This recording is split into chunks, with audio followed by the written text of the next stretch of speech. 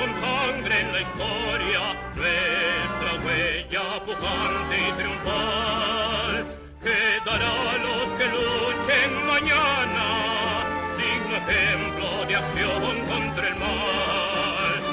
Pero nos abraza la nueva religión, la alianza popular.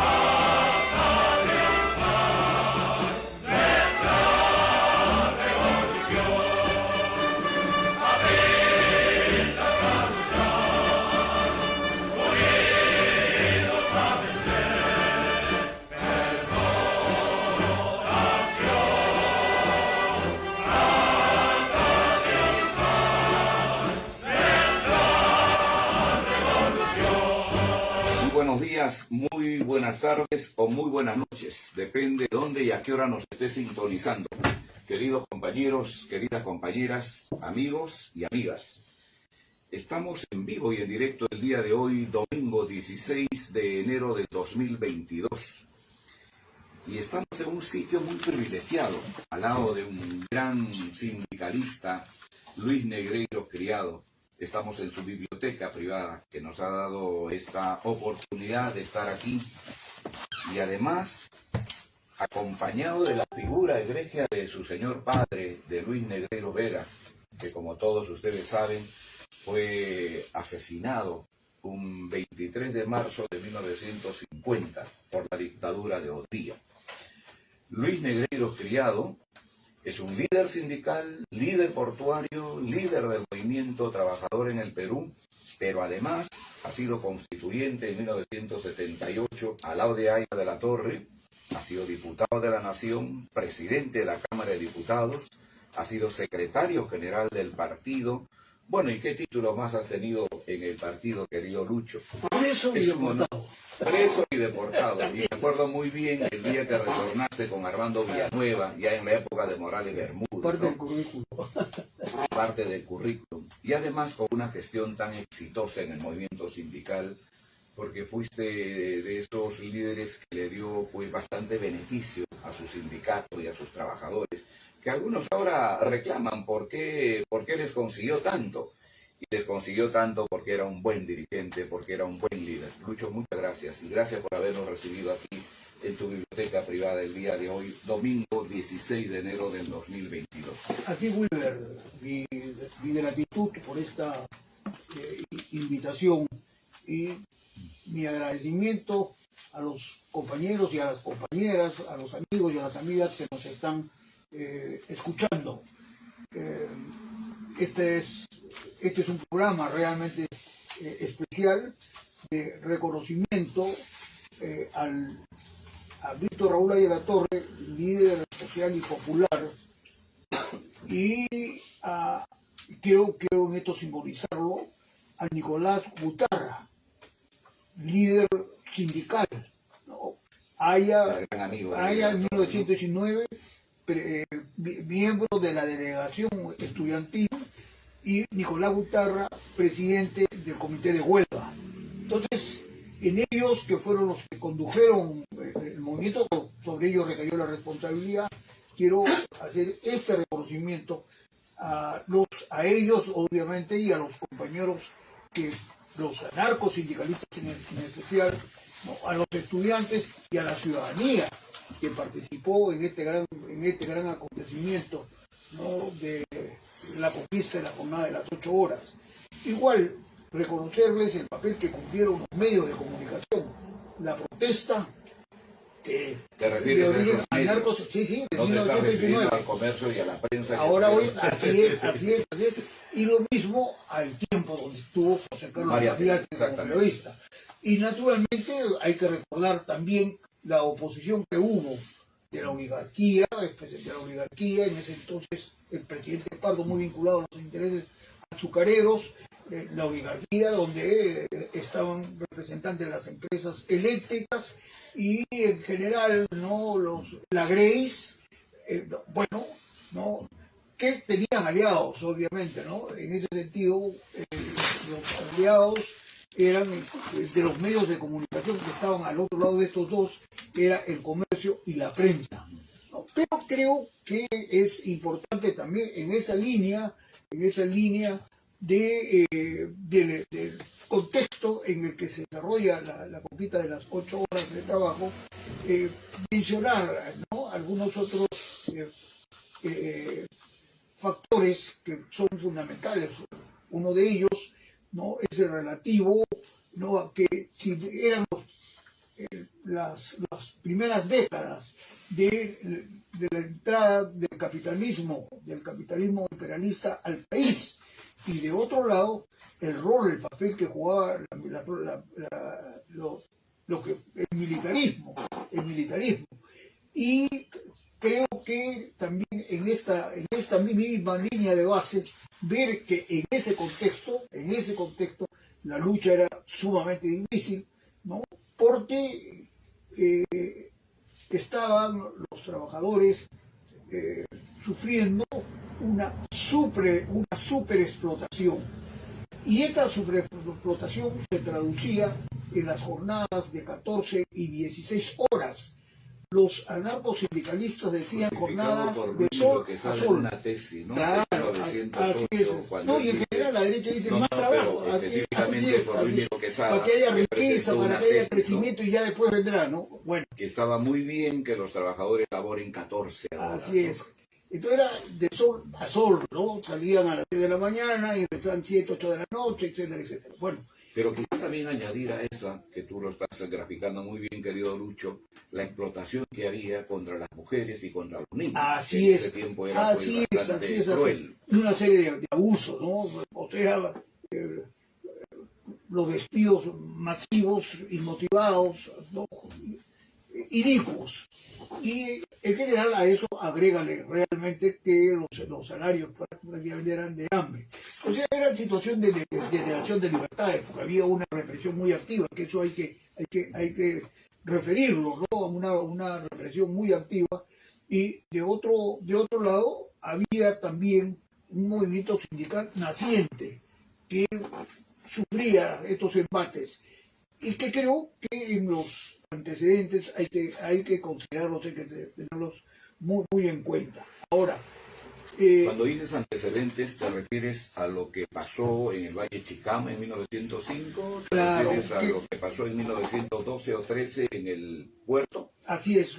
Sería bueno que lo comentes eso. Yo creo que, fíjate, en 1905 es la primera proclama de la demanda de las 8 horas por la Federación de Panaderos de Estrella del Perú. Y en 1913, el 10 de enero, donde tuvo un papel muy destacado Fernando Vera, y también después donde cae Florencio Aliaga, ¿no?, allí se logra la conquista para el Callao, ¿no?, de las 8 horas. Entonces, está eso dentro de los antecedentes. Al igual también podríamos mencionar, porque eso inspira, ¿no?, la jornada de las 8 horas que alcanzan los trabajadores estadounidenses y particularmente de Chicago en 1889, donde son los anarcosindicalistas los que impulsan ese movimiento.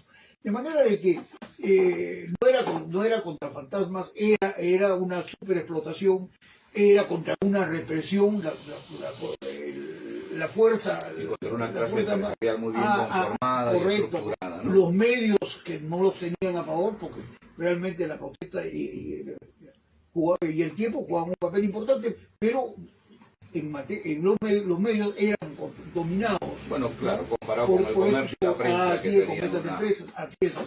una presencia más vasta, ¿no? Correcto. Entonces, creo que esto hay que señalarlo, ¿no? Y hay que hacerlo, obviamente, con admiración, cómo resistieron, no se doblegaron, porque estamos hablando de 1905 a 1919, hemos mencionado dos hechos realmente importantes, pero hay paros, huelgas, no despidos, ¿no? Y hay, por ejemplo, lo que decías, había trabajo de las mujeres y los niños que logran también victorias parciales. Y había otra cosa que era interesante, el pago, la retribución no era por jornal, era destajo. O sea, realmente fueron las características. O sea, trabajas tantas horas ya. Y te pago por esas Eso, fíjate, creo importante que lo mencionemos, porque nos lleva, ¿no? Que la respuesta sindicalista, ¿no? Tiene que ver en un contexto de crisis. Y Haya de la Torre no es un episódico líder, ¿no?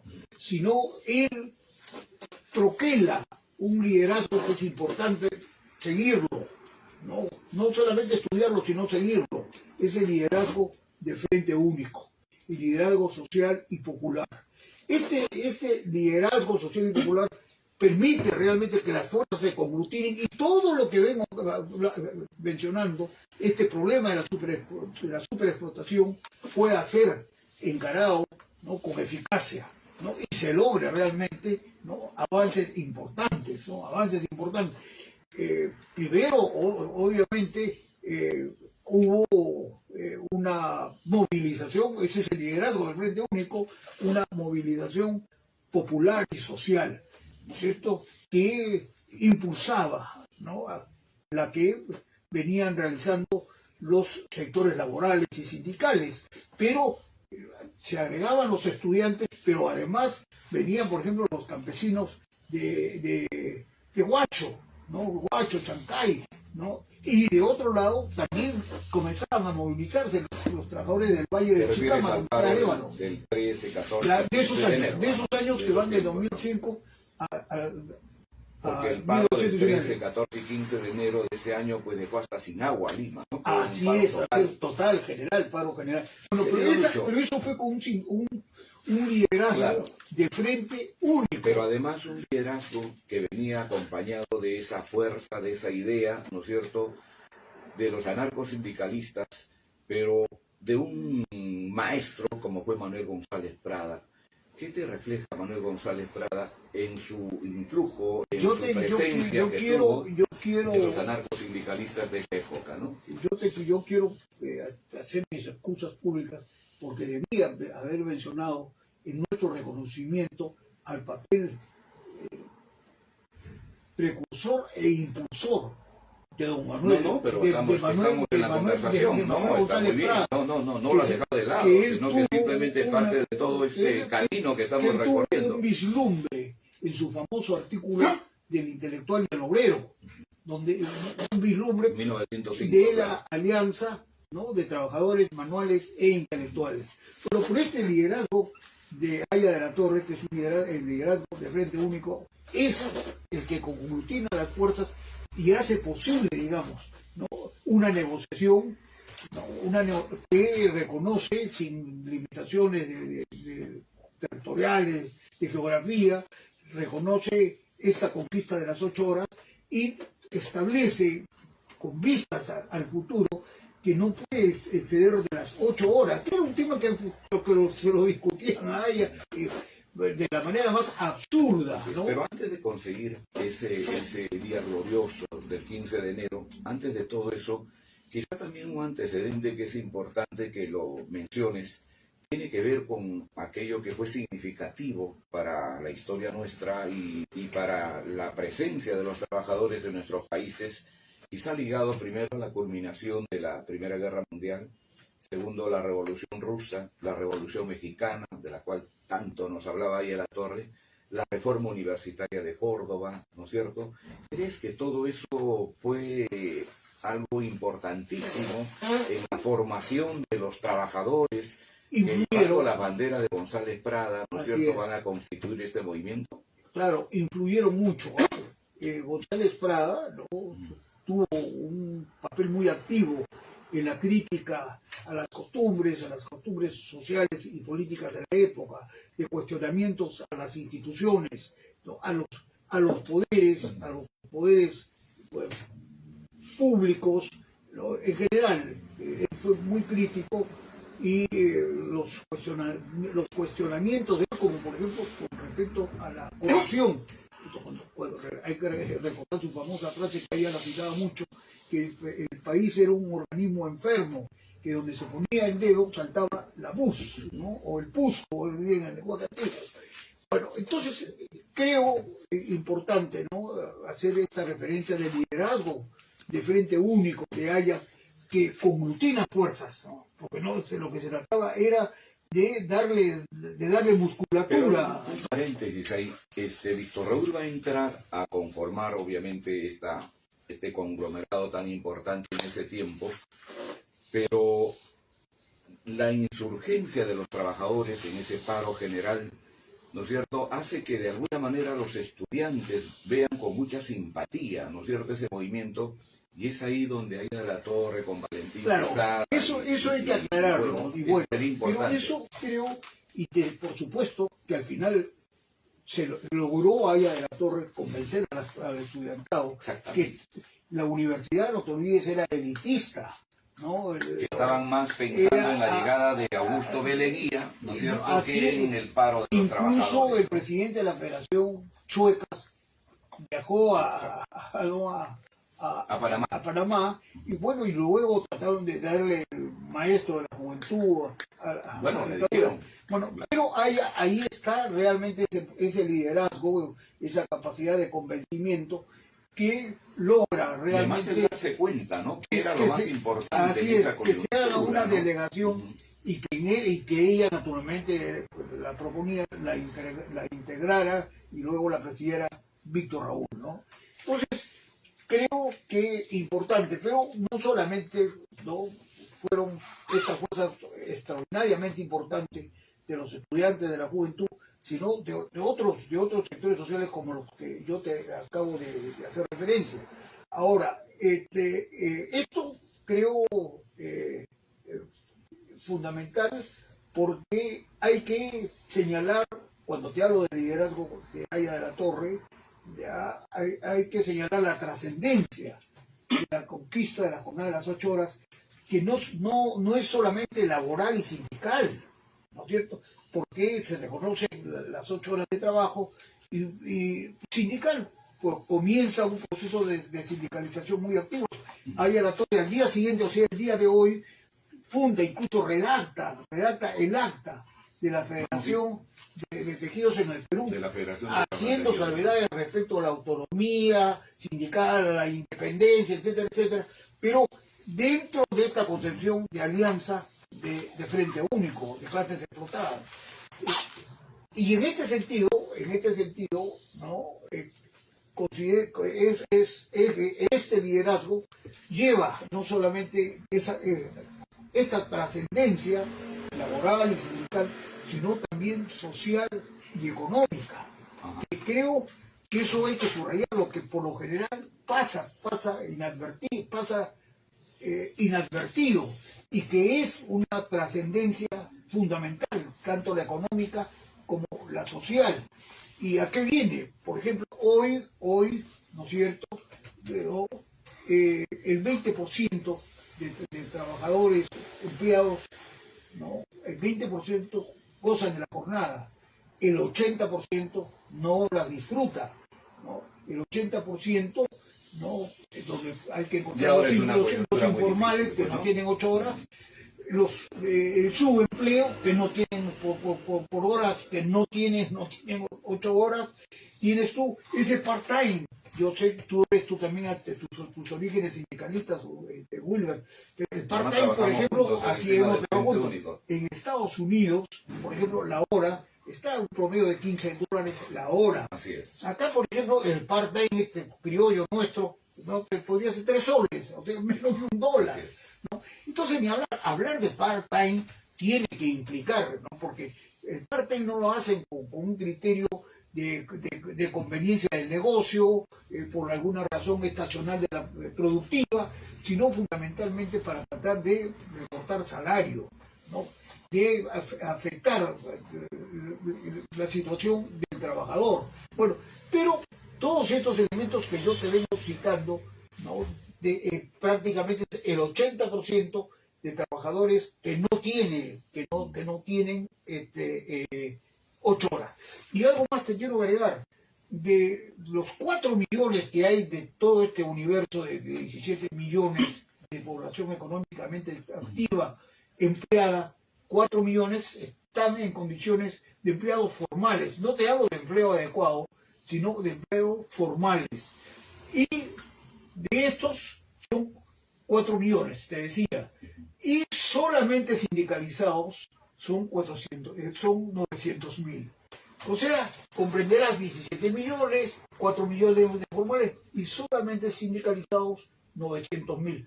Pero si tú pones en cifras lo que ocurrió en 1919, bueno, fue muy dura, muy difícil también. Bueno, pero no se trata de hacer cálculo ni de repetir. Hay que buscar la imaginación creadora, hay que buscar la inspiración histórica y sobre todo la ética y la mística, ¿no? De los anarcosindicalistas, ¿no? De este nuevo liderazgo de Frente Único que Aya de la Torre lo afirmó. Un poquito para regresar a esa época, ¿tú no crees que el ministro Manuel Avinelli cumplió también un papel importantísimo en esa etapa de negociación con los estudiantes, especialmente donde Aya de la Torre era la cabeza, naturalmente? Claro, Aya creo que Vinelli fue ganado por este liderazgo de Frente Único. Era un hombre inteligente, bueno, pertenecía... Además, parte de un gabinete que se había elegido recién, ¿no? Que se había designado recién, en diciembre del año anterior. Correcto, y que estaba dentro de la pugna que había en el eguismo. Entonces, Aya inteligentemente, ¿no? le argumentó las razones por las cuales esta demanda de las 8 horas histórica y naturalmente trascendente, y era fundamental. Y creo que ese convencimiento lo llevó a Vinelli a comprometerse. Y ese compromiso incluso en determinado momento dijo, bueno, si no sale, pues yo renuncio, ¿no? O sea, él incluso haciendo cuestión de país, claro, no de Estado, sino una cuestión de país, para que esto se pudiera consanar.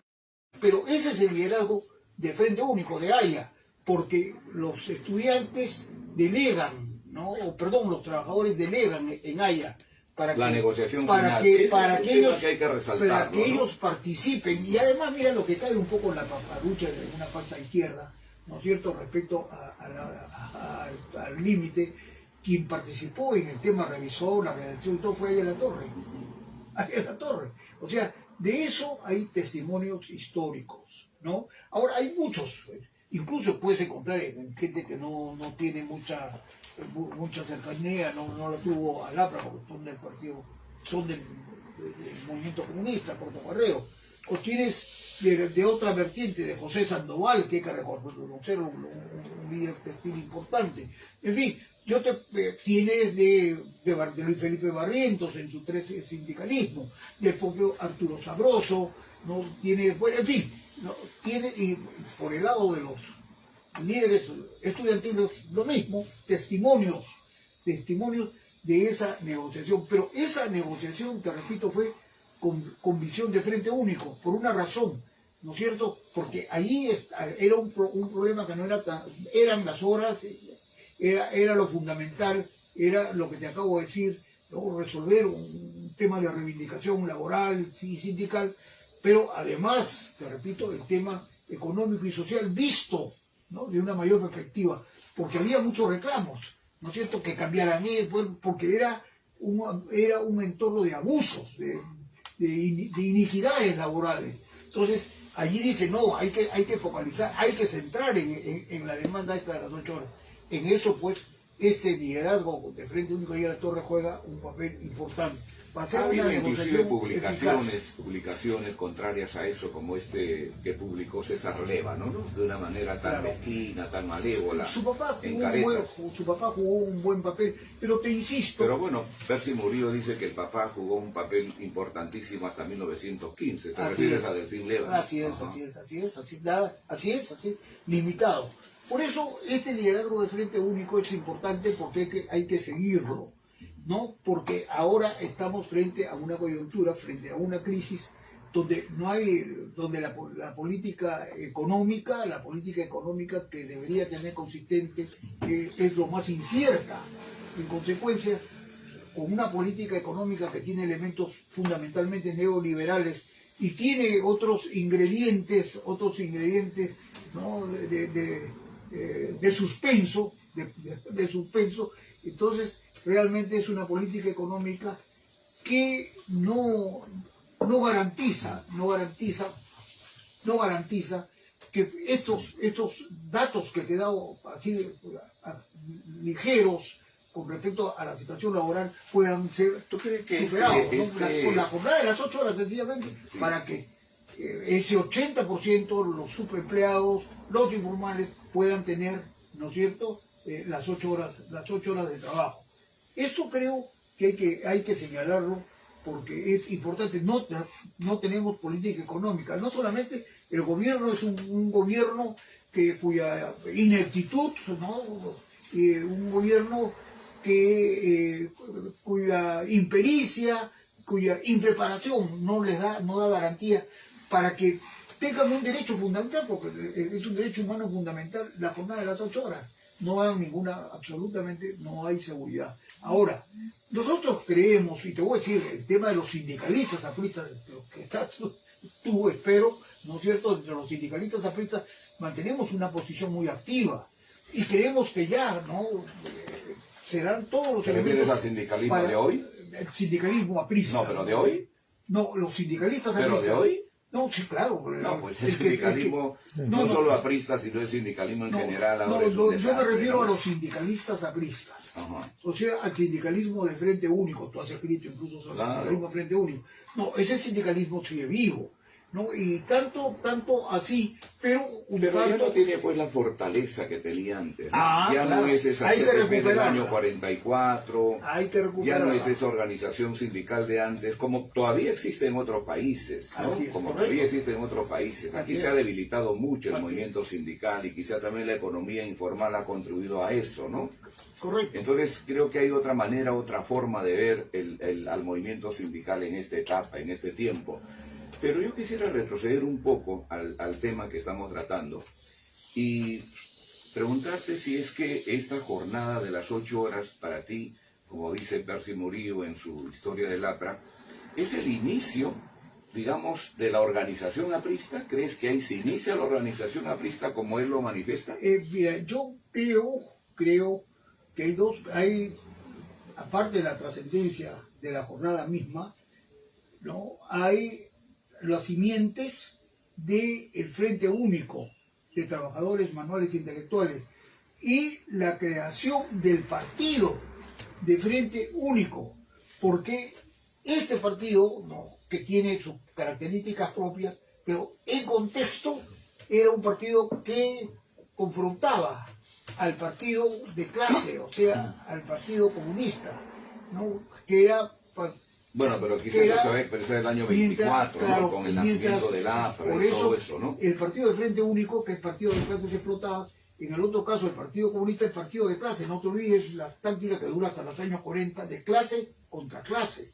La lucha de clases, las contradicciones de clase, en fin, todos estos asuntos que hacen, ¿no?, marcan una diferencia, tanto para el sindicalismo de Frente Único como concretamente para el partido de Frente Único, que es una creación de Haya. ¿El movimiento aprista como organización se inicia con la jornada de las 8 horas?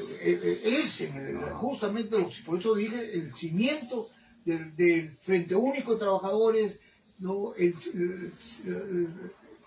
la raíz del partido del pueblo del Partido de los Trabajadores justamente se inicia, ¿no? Se inicia concretamente con la jornada de las 8 horas.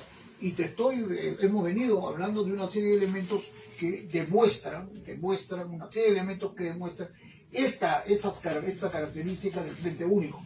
Ahora, en realidad es un Frente Único de clases explotadas, un Frente Único que usa el instrumento de la movilización, de la presión democrática, ¿no?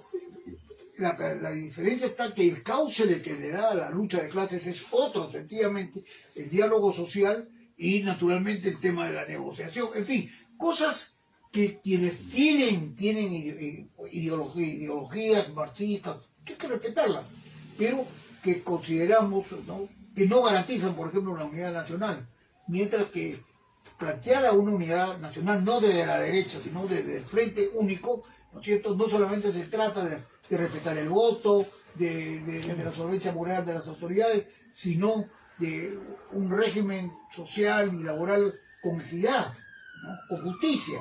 Bueno, creo que hacia eso, que era el punto que yo te decía, se plantea incluso este tema de la jornada, de la trascendencia económica, social, técnica, ¿no?, de la jornada de las 8 horas.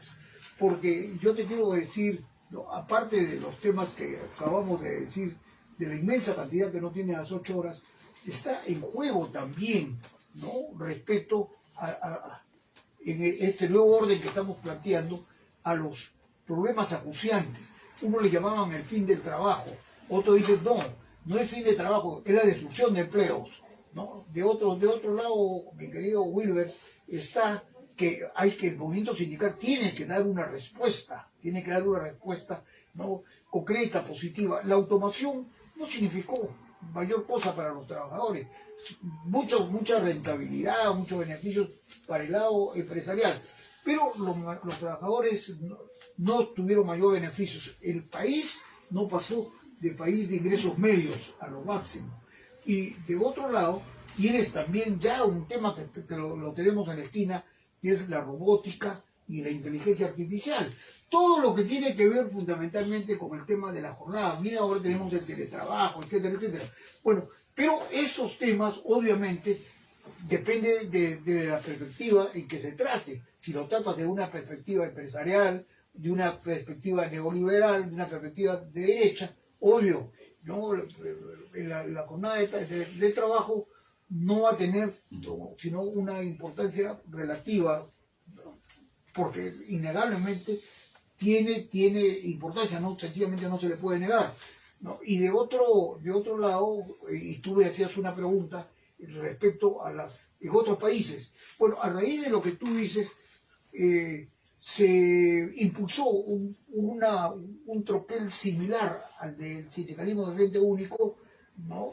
Es el sindicalismo socio-político, lo que fue antes la ORIT, fue la CETAL, en fin, que era un movimiento de conjunción, ¿no?, donde también estaban, ¿no?, los movimientos de origen comunista, de origen marxista. Bueno, pero tienes tú ese problema. Ahora, te quiero decir una cosa que en tu programa es importante. Está demostrado, ya que venimos hablando, ¿no?, este tema, que no se afecta la productividad, con la reducción de la jornada de trabajo. Chile redujo de 48 horas, la redujo a 45 horas la jornada. Y la productividad en Chile es de $52.054 año, obviamente. Su salario mínimo mensual es $438.26. Perú, ¿no es cierto?, que tiene 48 horas, su productividad es menos de la mitad, 22.769, y su salario mínimo es 227.54 centavos de dólar. Lo que te evidencia, ¿no es cierto?, que la reducción de la jornada de trabajo no tiene mayor... Pero todo eso mucho se puede conseguir o se debe conseguir pues cuando haya estructuras fuertes, sólidas, un sindicalismo así es. prácticamente destrozado, destruido, con líderes que no representan mucho. Entonces, ¿cómo se puede aspirar a todo eso, ¿no? La fortaleza del movimiento sindical, lamentablemente, en este país está muy venida a menos, ¿no? Ya no es ese sindicalismo de antes. Ya no es ese sindicalismo donde tú estabas a la cabeza, ¿no? Ahora está pues muy decaído, muy deteriorado, ¿no? Lamentablemente. Ahora, el sistema es el que ha hecho seguramente también su trabajo, ¿no? Para disminuir la presencia, para disminuir la fortaleza del movimiento sindical. Pero finalmente a veces uno ve cómo en otros países los movimientos sindicales todavía mantienen su fuerza, su movilización, su entereza, ¿no es cierto? Y especialmente en Europa los movimientos sindicales son fuertes, y aquí también en América Latina, ¿no? En muchos países. Claro, hay otros factores que también han jugado, ¿no? Otros actores sociales que han ingresado también a la arena misma, que ya no necesitan este tipo de intermediarios, como eran los sindicatos en este caso. A veces tienen ya una relación directa, ¿no? Los informales, por ejemplo, que te manejan el 70% de la economía. Entonces, ¿cómo ingresar a ellos? ¿Cómo organizarlos? ¿Cómo hacer que esta gente pudiera tener presencia?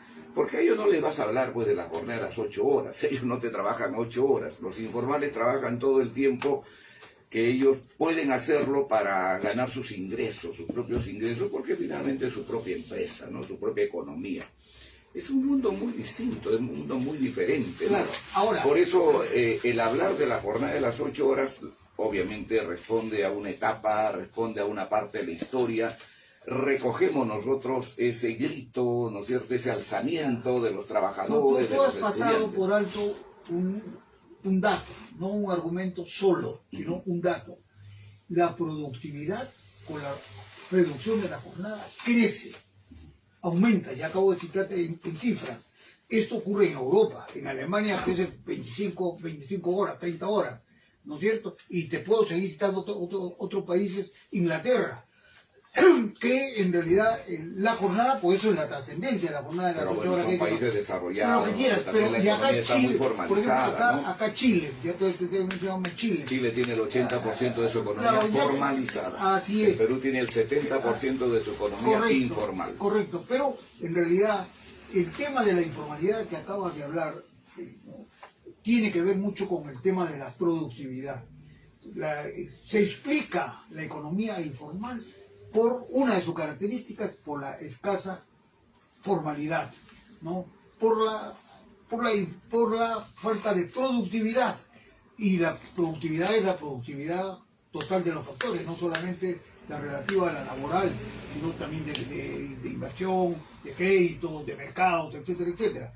Entonces, fíjate tú, concatena, ¿no es cierto?, porque da un poco para más. Hay una respuesta, hay una opinión un poco a la ligera que considera que el tema de la informalidad es solamente un tema tributario, y arreglándose el tema tributario, ya se necesitamos una fórmula de este tipo, tiene resuelto. Creo que en realidad eso no es el camino que pueda llevarnos a encarar este problema.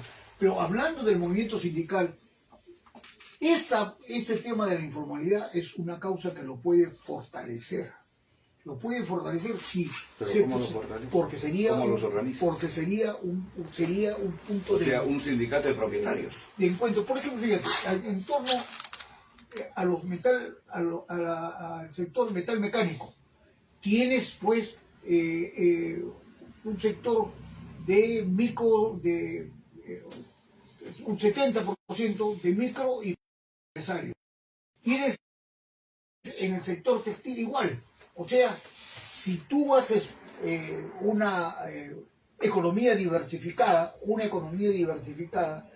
ten la completa seguridad que puedes encarar. Pero ¿quién representa, digamos, al sector social, popular, ¿no?, de los pequeños, de los micro y pequeños empresarios? Debe de ser el movimiento sindical. ¿Lo van a hacer los burócratas? ¿Lo van a hacer los tecnócratas? ¿Lo van a hacer el gobierno que piense en otra cosa? No, el elemento que está más interesado para defender los derechos sociales, en el desarrollo económico del país, es justamente el movimiento sindical. De manera de que, en este sentido, eso puede ser un factor para vitalizar. Yo quisiera estar de acuerdo con eso, ¿no? Pero un movimiento sindical que está alicaído, que está prácticamente, no voy a decir en la ruina, pero está en una situación bastante compleja, bastante difícil. ¿Cómo puede organizar a otros cuando ellos mismos no se organizan, ¿no? Esta masa informal de propietarios, quizá hay que verlo de otra manera, ¿no? Inclusive me acuerdo mucho que Aya de la Torre en los años 70 creó una secretaría muy especial que tú debes recordar, que se llamaba Secretaría de Pequeños Empresarios, ¿no? De pequeños empresarios y comerciantes, era una cosa así. Porque ella vislumbraba la presencia de estos emergentes, ¿no? Porque también son producto de la migración, o sea, la economía informal tampoco sale pues del aire, ¿no? Es una economía que se crea justamente por los migrantes, en este caso yo también soy un migrante, que hemos venido a esta capital y así como a Lima han ido pues a muchas ciudades en el país. Esa economía ha florecido, esa economía ha crecido, pero es informal, ¿no? No es una economía formal, ¿no? Tú hablas de Chile, por ejemplo. Chile tiene el 80% de su economía formalizada, el Perú tiene el 70% de informalidad. Claro, fíjate, en el título de este programa, cuando hablas tú de la economía emergente, no te olvides de países que han salido, que son países ya desarrollados y están entre los grandes, los tigres del Asia. Tienes claro. China, que son economías emergentes, India, que son economías emergentes. Bueno, y con fórmulas, perdón, no hay ninguna vanidad hinchada, enfermiza, no. Pero los premios Nobel hoy hablan, ¿no? de las propuestas, de los planteamientos elatorianos respecto al tema del desarrollo, y vinculado a las instituciones sólidas, vinculados a las libertades, no del reclamo, de la defensa solamente, ¿no? Sino en general al tema de las libertades. Eso sería un poco largo, pero yo no me quiero alejar. Yo creo que el movimiento sindical tiene que hacer, ¿no? su propio ayornamiento. Yo creo en la autorreforma sindical, ¿no? Ellos tienen que asumir, por ejemplo, qué razón hay que se mantengan ahora 7 centrales. ¿Qué razón hay? ¿Tantas existen? Sí, claro. 7. Entonces, ¿cómo van? Y que todas, si ellos mismos no se organizan, ¿cómo van a organizar a los otros, no? Que, fíjate, por ejemplo, ahora se está tratando el Consejo Nacional de Trabajo, ¿no? Anuncian que va a entrar en funciones. Y de todas estas organizaciones, solo 2 han aceptado entrar al Consejo Nacional de Trabajo. Las otras, también en un planteamiento, un reclamo nuestro, ¿no es cierto?, aprista, ya, las otras dicen no, porque no hay garantía del Consejo Nacional de Trabajo. Usa a los trabajadores, ¿no? Pero es completamente ineficaz. Los acuerdos incluso sobre temas de informalidad quedan en el aire, son decorativos. De modo de que yo creo que, por ejemplo, tienen ellos que pensar en la centralización, porque son muy jóvenes para que se dividan, ¿no? Son muy jóvenes para que se dividan. Tú acabas de hacer una acotación que creo sumamente importante.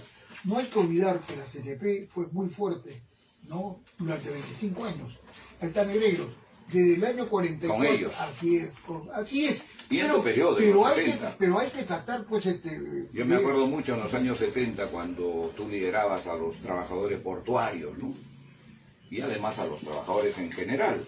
¿Cuántas veces te he acompañado ahí a los valles de Chicama, Casagrande, Laredo, Cartavio? Hemos ido a tantas reuniones.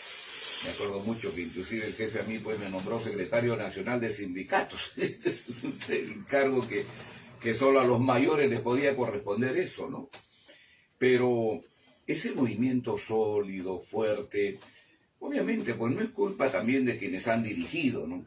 También, no te olvides, los partidos políticos hemos sido prácticamente disminuidos, no es solamente el movimiento sindical, son también las organizaciones políticas las que nos hemos ido desorganizando poco a poco y vivimos lo que estamos viviendo hoy, ¿no? El partido que ni siquiera está reinscrito, ¿no?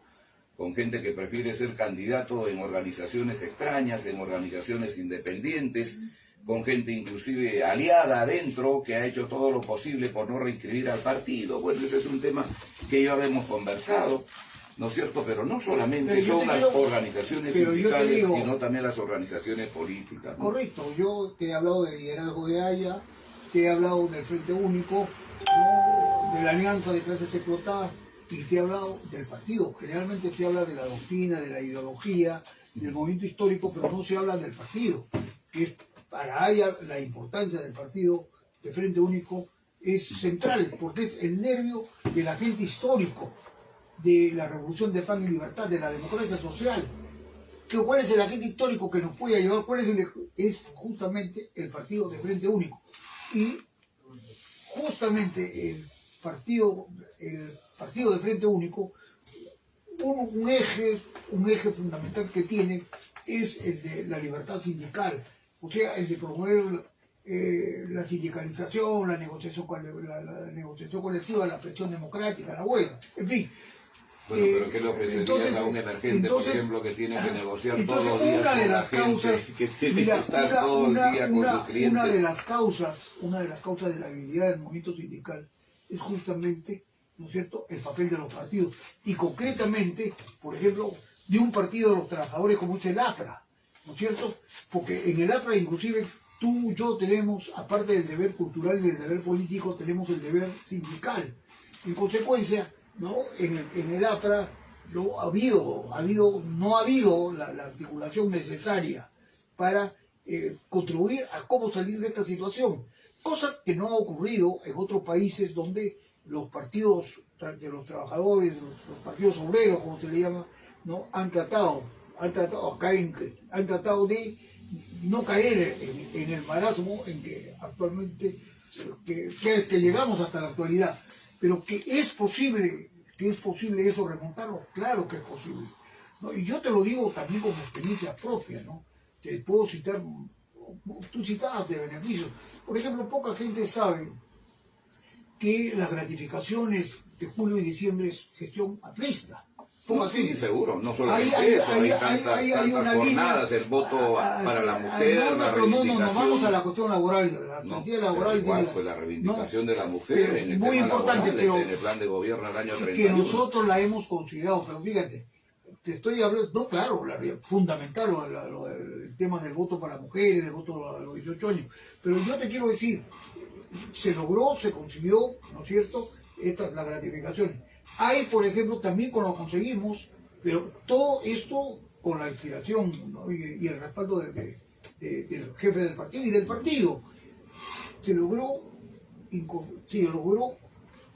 las asignaciones familiares, que es apenas el 10% del salario mínimo. Ese renglón, por ejemplo, ¿quién son los que más necesitan del salario? Las familias, ¿no? Bueno, se mantiene el 10% del salario, hasta ahora eso no ha variado.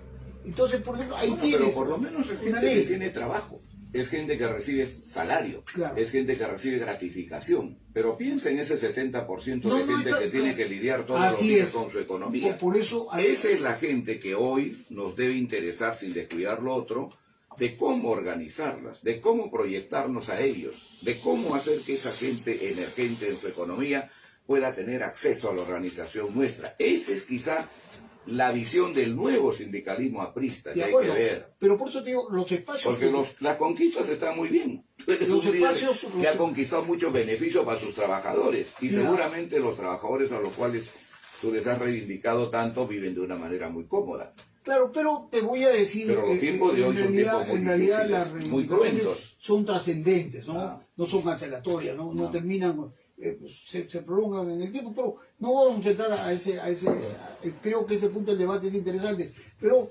tú planteas el tema de las economías emergentes. Ya te hablé de los países del Asia, te he hablado de la China, te he hablado de la India, que han sido países emergentes, más pobres que los que ha tenido China. Lo que pasa es que son emergentes porque antes eran países muy pobres, pues, ¿no? Pero su economía está muy formalizada también, no es como la nuestra. Se ha ido formalizando. Claro. Se ha ido formalizando. Pero son economías muy sólidas. Pero ¿quiénes han manejado? Ha habido manejo político.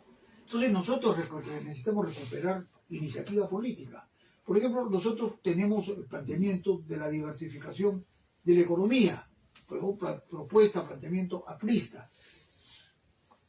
¿cómo lo abordamos realmente si no tenemos representación, no tenemos cosas? Entonces, el partido recuperando la organización partidaria. Así es. Si no hay partido, no hay posibilidad de tener voz.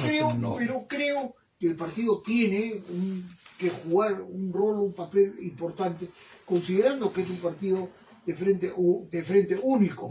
Pero yo estoy completamente de acuerdo. Por ejemplo, el mayor problema ahora es el de la informalidad. Entonces, hay que abordarlo con los que tienen, no para que no lo tengan o que tengan menos, sino realmente para que todos puedan tener, lo cual es completamente posible. Ahora se está viviendo, ¿no?, un ciclo muy favorable, ¿no? Pero en realidad no es aprovechado para el crecimiento económico. Lamentablemente, ¿por qué? Por razones también de orden político. El Congreso no juega el papel que debería jugar para tratar de aprovechar, ¿no?,